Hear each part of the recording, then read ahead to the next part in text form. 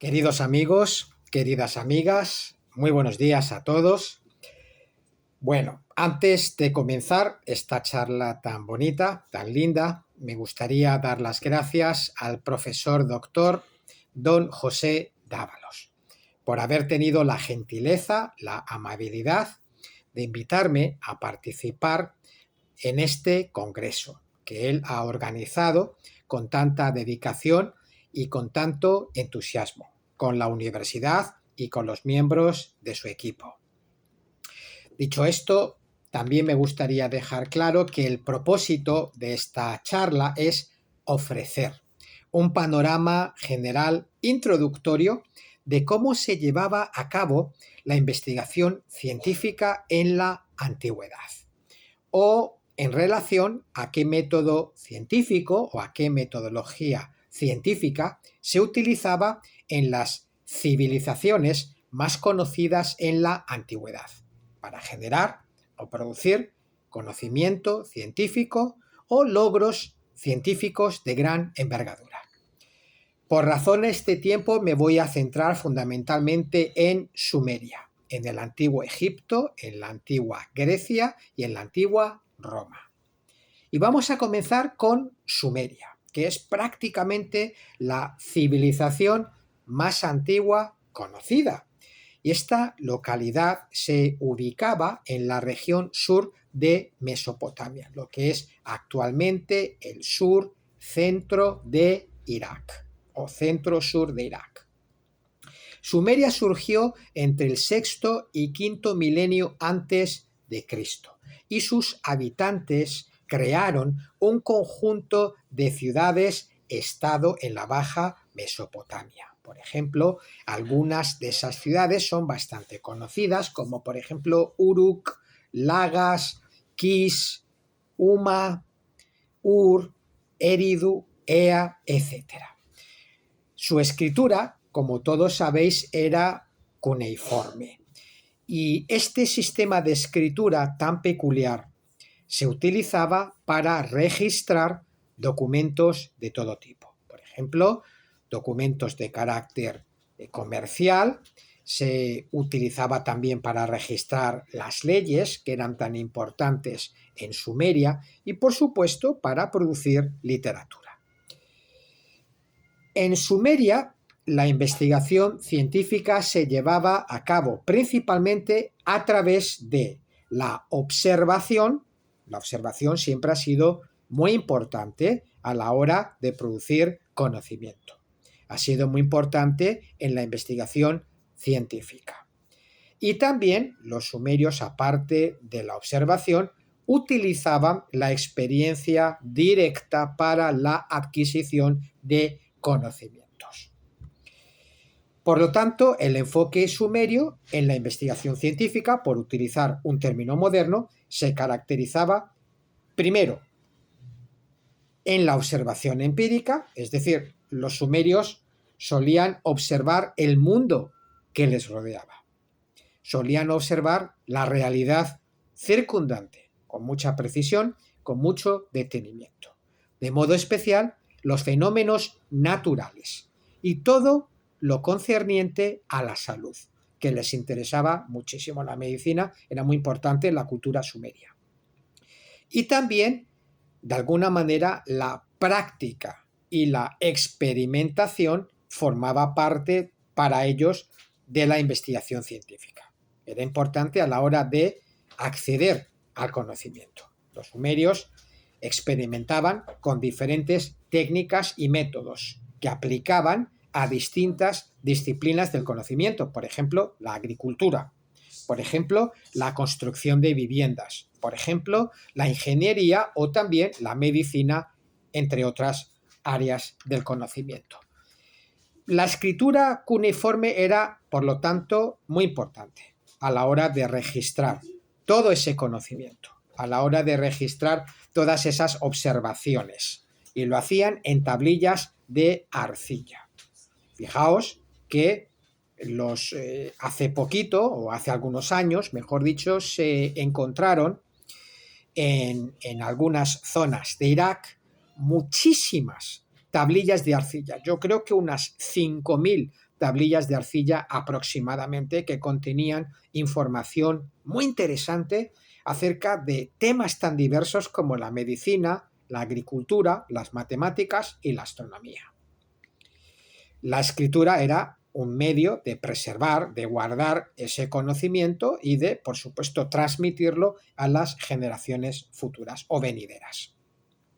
En medicina, los sumerios lo que hacían era observar la sintomatología de ciertas enfermedades y después se dedicaban a recolectar hierbas, plantas que les servían para producir todo tipo de ungüentos para tratar esas enfermedades. En las matemáticas, los sumerios desarrollaron un sistema de numeración basado en el número 60 y lo aplicaron a cálculos de áreas y volúmenes.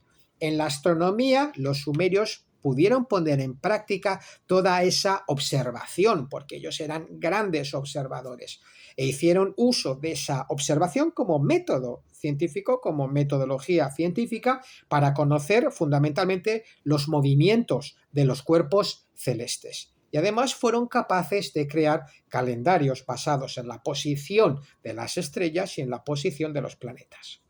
En la agricultura, los sumerios tuvieron también avances considerables y ellos utilizaron esa experimentación que aplicaron con diferentes técnicas de riego, por ejemplo, de cultivo y de fertilización para obtener mejores cosechas. Y en la ingeniería, los sumerios desarrollaron sistemas de irrigación, construyeron grandes edificios, edificaron grandes canales y además no olvidemos que utilizaron herramientas muy interesantes como la rueda y el arado. Pongo, por ejemplo, una de esas construcciones tan magníficas de los sumerios que eran los zigurats. Los zigurats eran o son templos que tienen la forma de pirámide escalonada y que todavía se conservan muy bien. La investigación científica en el antiguo Egipto tenía un enfoque muy empírico también, al igual que los sumerios, y también tenían un enfoque eminentemente práctico. Y además, los antiguos egipcios recurrían a la observación para adquirir conocimientos, para acercarse a la verdad, tal como se hacía en Sumeria. Los antiguos egipcios, desarrollaron avances muy interesantes en astronomía, en medicina, en matemáticas y en ingeniería. Por lo tanto, al igual que en Sumeria, la investigación científica en el antiguo Egipto se realizaba empíricamente, es decir, a través de la experiencia y también a través de la observación. Los egipcios, como los sumerios, eran grandes observadores, observaban el mundo que les rodeaba. Por ejemplo, los fenómenos naturales, los cuerpos celestes y también el cuerpo humano. Fijaos que todo esto tenía también una aplicación y un fin eminentemente práctico. Los sacerdotes eran unas figuras importantísimas en relación con la investigación, en relación con el conocimiento, sobre todo porque ellos eran custodios del conocimiento, sobre todo en dos tipos de disciplinas, la astronomía y la medicina. Pero había algo paradójico, contradictorio en los antiguos egipcios, es decir, por una parte, ellos adquirían conocimientos a través de la experimentación práctica, del método empírico, de la observación, pero por otra parte, los antiguos egipcios, con los sacerdotes y sumos sacerdotes a la cabeza, recurrían a la magia, a los amuletos, a los rituales mágicos para acceder también al conocimiento, sobre todo en asuntos, en temas relacionados con la religión y con las creencias en el más allá, en el inframundo. La lengua siempre suele ser un aspecto muy importante a considerar en relación con el conocimiento. Acordaros de los sumerios que tenían el sistema de escritura cuneiforme para la preservación de los conocimientos. En el caso de los antiguos egipcios, como todos sabemos, utilizaban la escritura jeroglífica, que no estaba al alcance de todos. Todas las culturas han tenido siempre una lengua especial, una lengua en relación con el registro de conocimientos y con la preservación o conservación de los conocimientos. Cuneiforme, repetimos, en el caso de Sumeria, la escritura jeroglífica en el caso de Egipto, o el sánscrito en relación con la cultura india o hindú.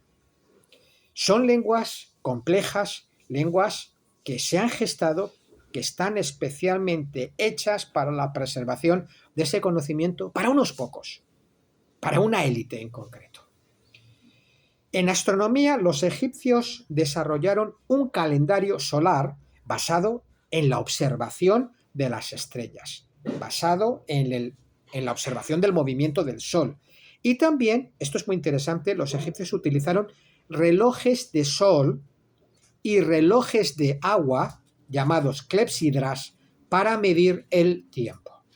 En matemáticas, los egipcios desarrollaron un sistema numérico especial y utilizaron la geometría para la construcción de grandes edificaciones como las pirámides, que ya conocemos de sobra. Y me quiero parar y detener en la medicina. Los antiguos egipcios eran tremendamente buenos en medicina en relación con otras culturas como los nubios. Ellos se destacaron de manera asombrosa en la medicina. La observación era importantísimo, la descripción, la clasificación, la taxonomía de las enfermedades para la búsqueda después de tratamientos que pudieran paliarlas. Existe un papiro del antiguo Egipto llamado Edwin Smith, que así se lo ha puesto, y que describe aproximadamente unos 48 casos de lesiones, fracturas, heridas, dislocaciones y tumores. Es sorprendente porque este papiro data más o menos de las dinastías 16 y 17 del segundo periodo intermedio en el antiguo Egipto, hacia 1600 a.C. Y el papiro comienza abordando lesiones en la cabeza y continúa con tratamientos para lesiones en el cuello, en los brazos y en el torso. Llama la atención de manera muy especial que este papiro contiene las primeras descripciones conocidas en las estructuras craneales, las meninges, la superficie externa del cerebro, el líquido cefalorraquídeo y las pulsaciones intracraneales. Esto no hubiera sido posible sin una observación minuciosa de todos estos síntomas, de todas estas enfermedades, para diagnosticarlas y posteriormente buscarlas un tratamiento lo más efectivo posible. Pero además de la medicina, los antiguos egipcios eran muy buenos en geometría y en matemáticas, que eran, importante, dos herramientas fundamentales para la investigación científica, utilizando un término moderno. En la antigua Grecia, la investigación científica se basaba también en la observación, se basaba en el razonamiento lógico y se basaba en la especulación filosófica. A los antiguos griegos, especialmente los atenienses, les interesaba muchísimo dos cosas: el Estado, con la política, y la filosofía, la especulación filosófica. Eso eran dos áreas que interesaban muchísimo a los griegos atenienses. También les interesaba, como a los griegos, la geometría y las matemáticas, que eran ciertamente herramientas esenciales para la adquisición y la producción de conocimientos. En este sentido, Pitágoras y Euclides fueron buenos ejemplos de ello. Por otro lado, los antiguos griegos desarrollaron, fijaos, una forma temprana de filosofía natural que se enfocaba en la comprensión del universo, es decir, cómo funciona el universo, cuáles son las leyes naturales del universo, cuál es la mecánica del universo. Y todo esto puede apreciarse perfectamente en las obras, en algunas obras de Aristóteles. Recordemos también la medicina. La medicina, como en el antiguo Egipto, fue muy importante para los griegos. Hipócrates ya utilizaba como método científico la observación de los síntomas de las enfermedades y después trataba de clasificarlas. Para él la taxonomía de las enfermedades era muy interesante, clasificarlas y bueno, describirlas también y buscarles un tratamiento posterior.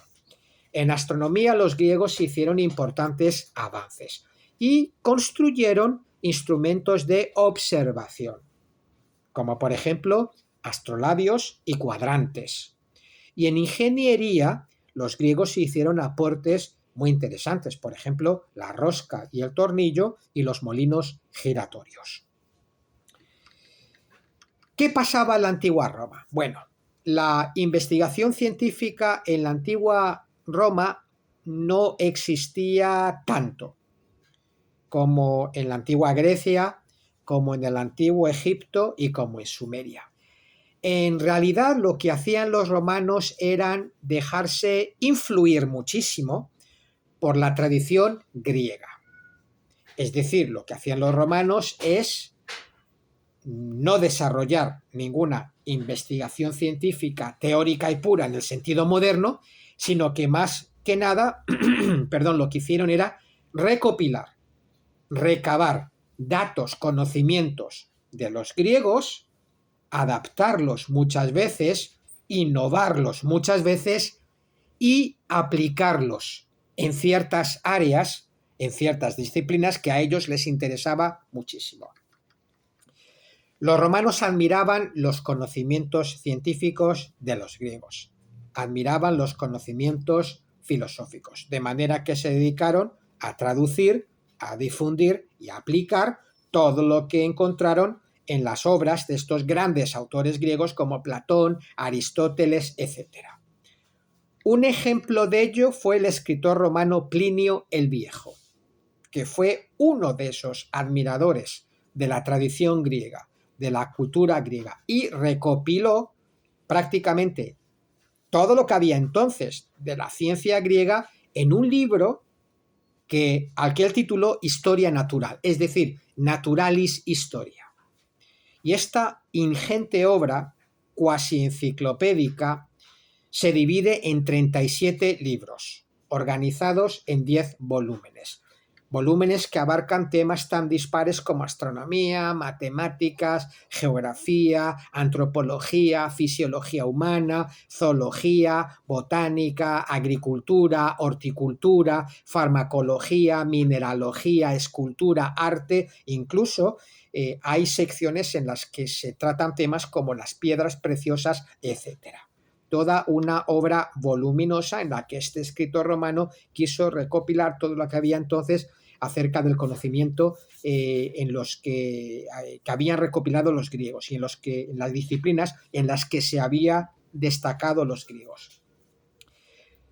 Sí es verdad que hay que destacar que los romanos eran muy buenos a la hora de edificar construcciones. Eran muy buenos en ingeniería, claro, ellos aplicaban, mejoraban, perfeccionaban, adaptaban los conocimientos de los griegos y lo aplicaban, pues por ejemplo, a la hora de construir acueductos. Eran muy buenos. A la hora de construir calzadas, a la hora de construir puentes y toda clase de edificios. Así que en ese sentido, los romanos eran muy prácticos, aplicaban todo lo que habían escrito los griegos, mejoraban, perfeccionaban y ahí se dedicaban a aplicarlo en aquellas cosas que a ellos les interesaba para poder prosperar, ¿no? Ingeniería fundamentalmente y arquitectura. Entonces, los romanos eran muy prácticos, a ellos les interesaba sobre todo el derecho, la jurisprudencia y la milicia. Era un imperio, entonces se dedicaban a conquistar y para conquistar necesitaban una base sólida en leyes y por supuesto necesitaban una sólida formación como militares y soldados en la milicia y necesitaban conocimientos extraordinarios de ingeniería y de arquitectura para dejar su legado allí donde ellos iban, ¿no?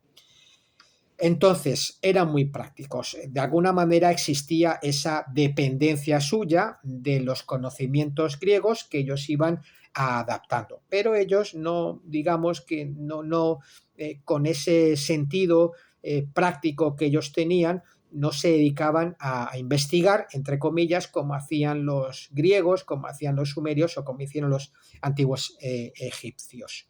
Bueno, pues queridos amigos, queridas amigas, este ha sido mi modesto aporte a este ciclo de conferencias. Muy agradecido, muy contento por haber participado en este congreso. Gracias de nuevo al doctor don José Dávalos por invitarme y bueno, estoy siempre a las órdenes y a disposición de todos vosotros, de todas vosotras, para todo aquello que deseéis.